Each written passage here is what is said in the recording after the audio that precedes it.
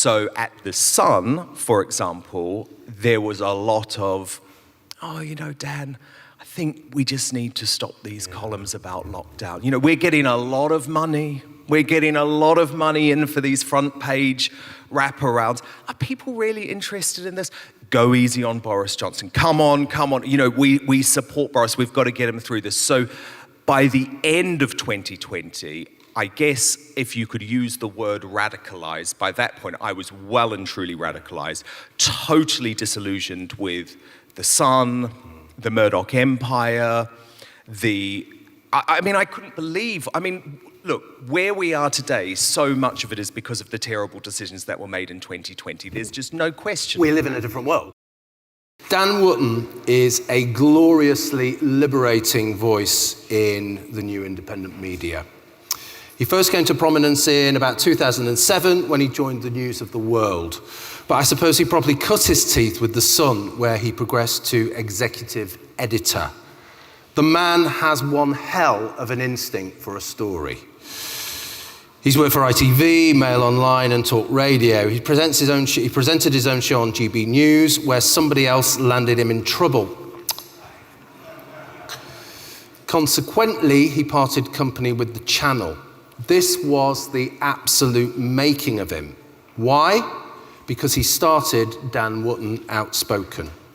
He wins so many awards it's hard to keep count, and my God, he's really lived. It's been an absolute roller coaster. They told lies about him, they tried to cancel him, he fought back with the truth and won hands down. He's an absolute bloody hero. Please welcome Dan Wootton. Thank you so much. Thank you, Philip. Right, now this is pretty weird because every time we ever have a conversation, it's Dan Wootton introducing me, but we're doing it the other way around. It's weird for me to be interviewed too. Thank you so much. Can we start with Outspoken? Yes. So tell me how that emerged and why you think it's important. Yeah, so it emerged from the ashes of my cancellation, and being cancelled is a really shocking thing. I remember Jordan Peterson, over that whole period, interviewed Lawrence Fox, and he said the only thing worse than being cancelled is receiving a terminal illness diagnosis. Yeah. And there is definitely something to that, and I know you know about that too, because you lose so many people overnight. And that is obviously hugely shocking. But I was also very lucky in terms of the people who stood by me. And one of them was Megyn Kelly, who I'd got to know and become friends with. She'd been a regular on my GB News show. I'd been a regular on her show. And I was very determined to effectively create a British version of her show. Because I was so impressed with what she had done, so inspired by what she had done. And actually, I think now most people would say that Megyn Kelly is more influential outside of Fox News in the independent space. I mean, if you just see her interview with Jake Tapper this week, and we really have nothing like that in the UK. There's a lot of interview shows, trigonometry, what the New Culture Forum does, and Maya Tusi, you know, there are some great people, but what there was not was a daily news show, completely independent, not regulated by the off-communists. Exactly. And, I mean, we'll just talk a little bit more about that independent space, but this is a question for me, right? How do you go about producing a 3-hour show that is completely independent, that is cutting edge, that is dealing with the stories as they happen every bloody day? Can you believe that more than half of you are watching this video but not subscribed? So please do me a huge favour, click the subscribe button now, turn on the notification bell so you'll be alerted to all of our brand new Outspoken videos. Yeah, well, it's bloody hard, and I work very, very, very long hours, but I think what was interesting for me is when I came into this space, I soon realised that if I had been in America, right, it would have been so easy. Yeah. So in America now, there is a whole ecosystem around the independent media. If you are cancelled, which lots of people have been, you know, there's lots of people who have been sacked from Fox News or one of the big channels. There are companies, and actually Murdoch's just bought one of the companies, the main one called Red Seat Ventures, that produces Megyn Kelly and Tucker Carlson and Barry Weiss at the Free Press. And literally, overnight, they come in, they sort of sweep you up, they come to your home, they build a studio, they provide the producers, and we had none of that whatsoever. So one of the things that I'm a really big believer in is building up. This isn't just about me. That's what's really critical. Like, the independent space is about individuals, but I want there to be an ecosystem. So obviously I have the New Culture Forum guys on a lot. Yeah. Connor Tomlinson's just launched his YouTube channel. We've got Calvin and Lawrence now. There's a whole, Alex Phillips is doing great stuff. So one of the things I really want to do, and I think now we're about 9 months in and we have started to do it, is see these new and exciting voices emerge. So I'm also really excited about a little duo that I'm creating with Sophie Kokorin and Based and Bougie, who's a brilliant young YouTuber. Who's actually a Tommy Robinson supporter, but she goes completely against the grain because she's a young black woman, so she's not who you would expect to be a Tommy Robinson supporter. So essentially what you're saying, and I don't know what the audience thinks about this, but there's been a lot of optimism, actually. You know, we talk about these things, we talk about culture all the time, and there's so much pessimism and you know, we're complaining about things. One of the things we try to do on the New Culture Forum is offer solutions and do things, and I think that's precisely what you do. Yeah. But you're actually saying, and so many people are saying, there's lots of optimism, things are changing. Yes. You definitely think that. Oh my God, yeah. I mean, and let me tell you, there is no optimism in history, none whatsoever. And it's actually a really useful case to be. I mean, if you just look at this week, ITV, where I used to work, actually, I used to work in ITV daytime for 10 years.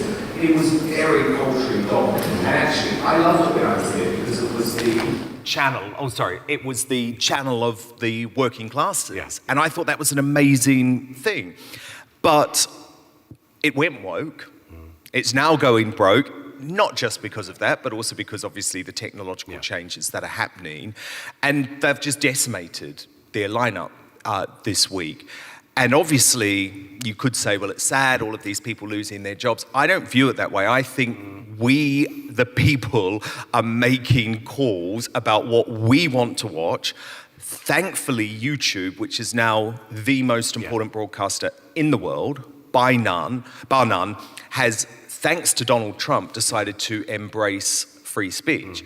Because remember, just a couple of years ago, we had this crazy situation where, for example, Dan Bongino, who's now Deputy Director of the FBI, was not just demonetized from YouTube, was removed, banned from YouTube forever. Do you know what his crime was? He said masks didn't work. That's right. That was it.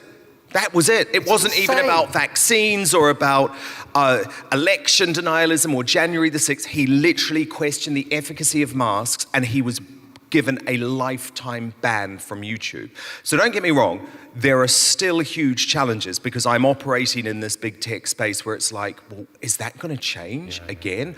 What if they cancel me there? But it was interesting. The people who I spoke to in my sort of forced period off work, which was really hard. There was like a police investigation into me, a GB News investigation into me. I mean, they threw everything at me to try and finish me off. Can you just tell us a bit about how you felt when that was happening? Well, I mean, obviously it's genuinely one of the worst things you can possibly go through. And I think what you obviously hope is that, like, I'm a really loyal person, so you hope that people will show you loyalty back. A lot didn't, but as I say, the people who I was very, very inspired by over that period were people who I all hugely respect, who all stood by me. So Megyn, Konstantin Kisin, Dan Bongino, Dave Rubin, and they were all saying to me, you can, or Douglas Murray, he's another one, you can do this, this will be successful, there isn't this. So they sort of gave me the strength to go on, as well as my audience, who stayed completely loyal to me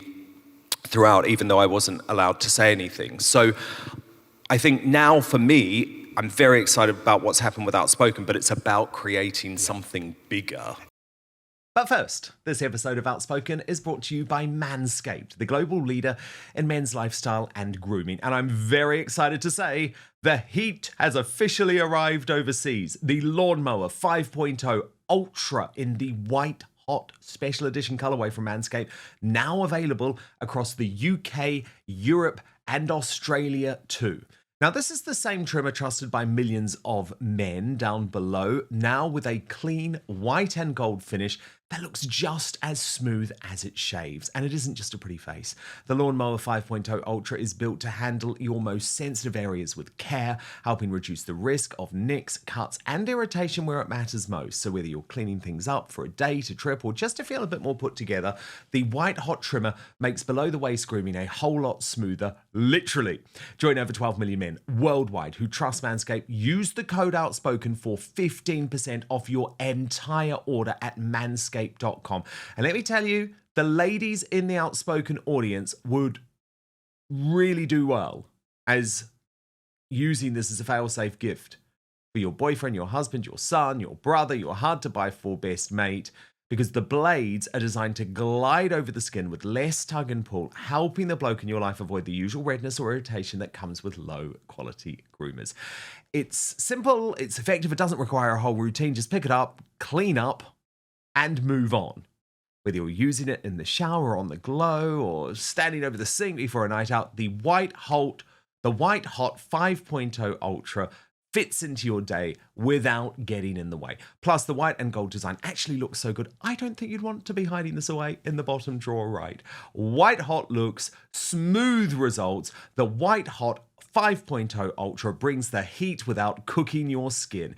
It's sleek, easy to use, and way less terrifying than whatever you were using before. Use the code Outspoken for 15% off your entire order at manscaped.com. That's 15% off with the code Outspoken at manscaped.com. But now, back to the show. It does feel as though there's something of a revolution. It almost feels it's a free speech revolution, it's a conservative revolution. It feels as though things are changing, but I'm always worried about saying that kind of thing. Can we just go back in time a little bit? And you were big in the press, you worked for the Sun, the News of the World. Can you tell us a little bit what it was like in those days? Because it was kind of crazy, wasn't it? Yeah, it was crazy. I mean, I joined the News of the World after the phone hacking scandal. Yeah. So I gave evidence at the Leveson inquiry. Luckily, I was always able to say hand on heart, I never was involved in anything illegal, phone hacking, anything like that. So I was sort of part of the second wave of the tabloid, when it was still powerful, but it wasn't as powerful as it used to be. But I think anyone who watches my shows know that I'm not an intellectual, I'm not an academic, I'm an unashamed populist. I absolutely believe in the people's choice about what is news. And I think where I learned so much from my time at News of the World and The Sun is that there is a way to package news for people where it is still entertaining, it is still enjoyable. That's what's going to get people engaged. And if you just operate on a level above where people actually are and what they're interested in, what they care about. So for example, this week, I have covered the bloodbath at ITV as much as I've covered the Lucy Connolly case, for example, because you can do it all. You can do it all. You don't have to make these decisions that there's only this narrow view of what news is. And we see that all the time, don't we, from the Westminster establishment. And I think most of those people, most of those journalists, they have no idea how ordinary people think, what ordinary people are interested in, and they make terrible news judgments as a result. They make terrible news judgments, and they dislike ordinary people as well. So was there I'm trying to think about this. Was there a particular time when things changed? So you had, the Sun being massively influential, instrumental in getting Margaret Thatcher back into power, all of those things, but it feels as though it's a very different thing now. Was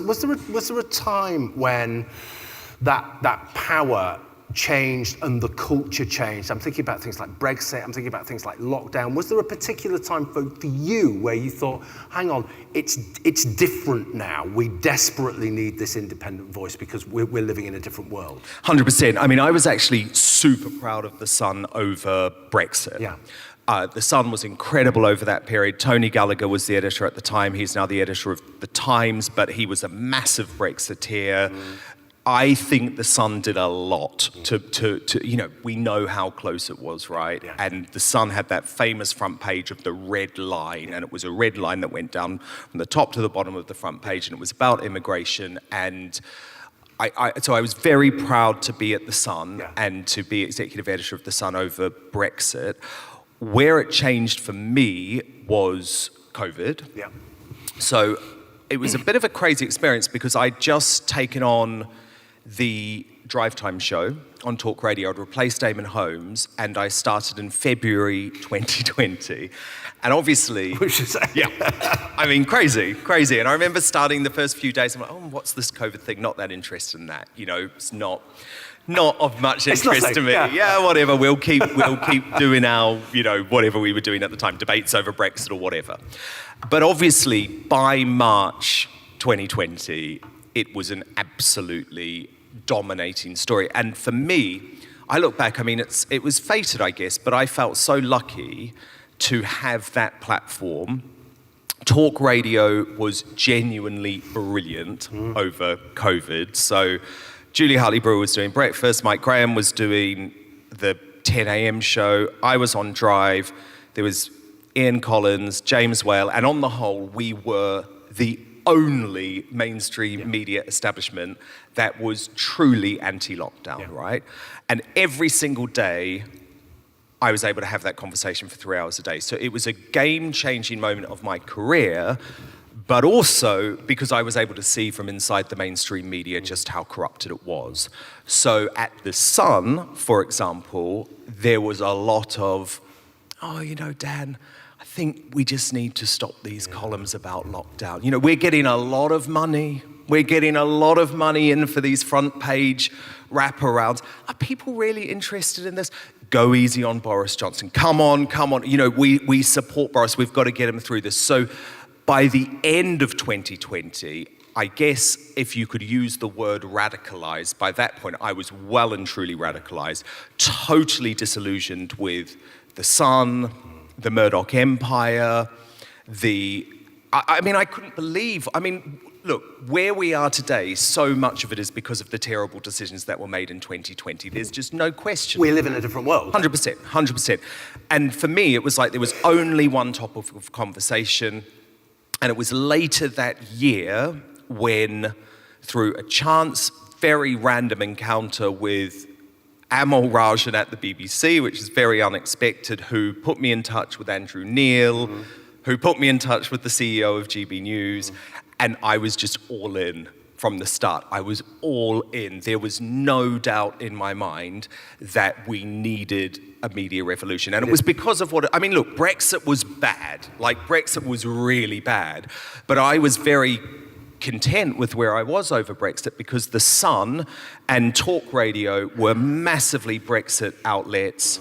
We were fighting the establishment over the attempt to shut down the biggest democratic decision in British history. So I had no problems over that period. I was like, no, I'm at the right place. This is great. The Sun and Talk Radio are completely aligned with where I'm at. But that all changed over COVID.